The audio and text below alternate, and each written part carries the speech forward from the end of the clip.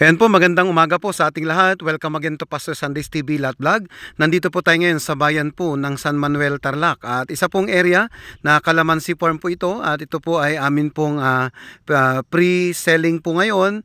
At sinasubdivide na po namin. Meron po tayong area na 300 at 200 square meters. Ito po mga madam mga sir ay open na po ngayon. At ito po ang mga kalamansi na nakatanim po mismo sa property. So yan po mga madam mga sir, ito po ay TCT, titled property, tax updated po ito at no extra judicial settlement. So ito po mga madam mga sir ay pinasubdivide na po mismo ng aming kliyente upang ito po ay nandun po na maibenta na po ng per lot. So yan po mga madam mga sir. Kaya kung kayo po interesado at kung kayo po ay willing na nandun po na kumuha ng subdivided lot na ito at ito po ay installment po mga madam mga sir ng 3 taon, 3 years to pay.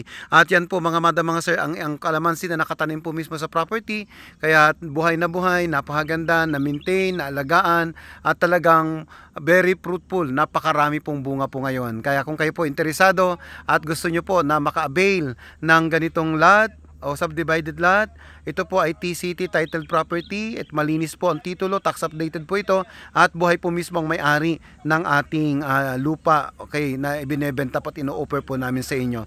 Ito po ay nasa 2 kilometers from MacArthur Highway at nandun po na ilang minuto lamang po sa bayan po ng San Manuel. Okay, at ito po mga madam mga sir ay napakalapit lamang din po sa SM City Rosales. So yan po mga madam mga sir, kung mapapansin makikita nyo po ang ating Calamansi Farm. Okay, 200 square meter, 300 square meter po ang available slot po natin. At kabubukas lamang ngayong buwan po ng June. Kaya yan po mga madam mga sir, maraming salamat. Mag-iwan lang kayo ng mensahe kung gusto nyo po makapag-avail ng ating mga lupa. So yan po mga madam, salamat po, magandang umaga, mabuhay po kayo and God bless you.